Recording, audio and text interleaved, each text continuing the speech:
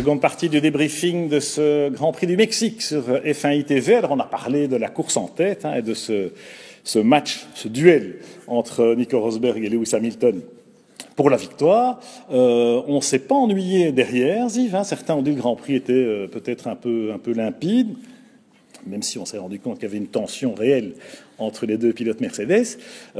Mais sur ce formidable chaudron de l'autodrome des frères Rodriguez à Mexico, on s'est régalé des bagarres et de ce tracé de circuit et de quand même la réussite architecturale de ce formidable stadium. On nous a coupé la Peraltada, mais c'était pour la bonne cause finalement. Oui, quelle réussite, ce stadium fait par Hermann Tilke à la place de la Peraltada. Il nous a fait un stadium de foot où des voitures de course se promènent. Enfin, et les spectateurs s'en donnent à cœur joie. Ils sont proches des voitures et ils les voient vraiment bien. Donc c'est vraiment une réussite ce circuit avec cette ligne droite énorme d'1,5 km où les vitesses atteignent 360 km/h. Oui, c'est effectivement le circuit le plus rapide de la saison. C'est aussi le plus lent, puisque ce stadium, on est en première, deuxième. Alors la vérité, la réalité, c'est que ce stadium existait. Il y a un stade de baseball à cet endroit-là. Et parce qu'on est dans un parc, le circuit avait quand même été réaffecté ou recyclé en partie. Et la Peraltada, il l'avait déjà enlevée parce qu'elle était trop dangereuse, même pour les courses de Chamcar il y a quelques années. Et donc Tilke s'est retrouvé face à un environnement existant. Il a dû dire, qu'est-ce que je fais avec ce stade, quoi. Et c'est là que je trouve qu'il était formidablement créatif, enfin Tilke et ses équipes, parce que passer en dessous et puis faire un tour dedans, vous avez vu, on a des dizaines de milliers de spectateurs, comme tu dis, qui sont le nez sur l'action, même si l'action n'est pas très rapide. On a vu quand même pas mal de dépassements, des freinages loupés et des sorties dans cette portion-là. Et quel enthousiasme des Mexicains, oui, ça c'était formidable à observer. Et alors la trouvaille, je trouve, c'est le podium qui n'est pas dans la ligne droite des stands, mais qui est dans le stade. Alors là, c'était vraiment sensationnel. Et je crois que les pilotes, comme les spectateurs, ont bien profité. Alors parlons justement de ce podium. Troisième marche pour Valtteri Bottas, avec la Williams-Mercedes. En qualif, ils sont derrière les Red Bull, qui est quand même une surprise. Les Red Bull qui se plaignent toujours de leur moteur, du manque de puissance, etc., etc. Et puis là, on est sur un circuit, les vitesses de pointe les plus élevées de l'année. Tiens, même si on n'a pas l'évolution du moteur Renault, il faut dire qu'il n'y avait pas beaucoup de grippe aux essais et que ça a un peu aidé. Oui, il y a beaucoup de choses à dire, c'est-à-dire qu'on voit les Red Bull devant sur un circuit moteur, sur un circuit où il y a une ligne droite d'1,5 km, Pierre. Donc c'est que ce Renault n'est peut-être pas aussi nul qu'on veut bien le dire. C'est que le châssis Red Bull est excellent, il est formidable. Ce qu'il y a aussi à dire, c'est que ce jeune Russe, Daniil Kvyat, montre les dents depuis quelques Grands Prix. On voit qu'il est excellent. C'est de nouveau une bonne pioche de notre ami Helmut Marko. Ce garçon est formidable. Il a manqué le podium de peu. Et c'est Bottas qui lui a ravi en dernière minute à cause de la voiture de sécurité, parce que sinon il aurait épinglé ce podium. À la régulière, Kvyat était sur le podium et franchement, il l'aurait pas volé sur ce Grand Prix. Alors c'est vrai qu'il a même dominé Ricciardo, en tout cas en course. En qualif, c'était 1 millième de seconde entre les deux Red Bull, donc c'est dire si c'est chaud. Mais Kvyat, pour un pilote qui est dans sa deuxième saison de F1, franchement, il fait très fort. Maintenant, il faut laisser à Ricciardo que la touchette avec Vettel au premier virage a sans doute laissé quelques traces, quelques séquelles sur sa voiture et qu'il était peut-être pas aussi bien que Kvyat. Alors Bottas finalement qui parvient avec beaucoup d'opportunisme après la safety car au restart à passer devant. Bottas quand même, il a une voiture solide aussi parce que l'accrochage avec Kimi, c'était pas triste. Alors c'est un prêté pour un rendu, Ziv, c'est match retour. Écoute, c'est certain ça, que c'est match retour. Il y a un goût de revanche là.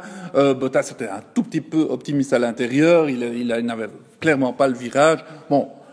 Faute partagée. Comment ça? Mais non. Comment ça? Il était, oui, à la corde, mais il a touché l'arrière de la voiture de Kimi. Non, mais attends. Donc, par rapport à Sochi, c'est Kimi qui fait une manœuvre tout à fait suicidaire. C'est-à-dire qu'il arrive. C'était idiot. Il arrive, il est 30 mètres derrière, il oublie de freiner et il rentre dedans. Ouais. Ici, Bottas est plus vite, il remonte sur Kimi, il vient à côté, à l'extérieur du virage précédent. Donc Kimi le voit bien. Il rentre dans la courbe, alors effectivement, Kimi est peut-être encore un poil devant, mais je veux dire, les deux voitures sont quasiment côte à côte. Kimi peut pas prendre la corde comme s'il y avait personne à l'intérieur. Il sait très bien que l'autre voiture est là. Oui, mais là, je suis d'accord avec toi, c'est vrai que Kimi C'est vrai qu'il ne roule pas bien ces derniers temps. Cette année, il ne roule pas bien. L'année passée, il n'a pas bien roulé. Et bon. Mais il a gardé son contrat chez Ferrari. Moi, j'ai du mal à comprendre. Oui, c'est très bizarre. Et puis c'est Bottas qui devait peut-être l'avoir, ce contrat Ferrari. Donc, bon, il y a aussi peut-être animosité de ce côté-là. Une rivalité finlandaise. Et Bottas avait vraiment envie de montrer que il n'allait pas se laisser faire sur ce coup-là. Et puis bon, les commissaires ont dit tort partagé. Moi, je suis d'accord avec eux. Kimi est resté sur le carreau. Les commissaires ont dit racing incident. Ils ont dit pas de pénalité. Et heureusement. Oui, heureusement. Alors qu'à Sochi, il y a eu pénalité et. Mais là, c'était plus évident. Et là, il n'y a pas eu pénalité parce que Kimi Räikkönen, de toute façon, était sur le tapis. Donc, il fallait pas, en plus, lui donner une pénalité. Ça n'avait pas de sens. Il a été assez puni. Comme ça. Et Bottas, bon, il a été accroché son podium et il a sa revanche entre Finlandais. C'était vrai à Sochi aussi, hein. Bottas est resté sur le carreau. Bon. Alors, ce que je veux dire par rapport à Bottas, c'est que moi, je ne crois pas que c'est une revanche sur Kimi.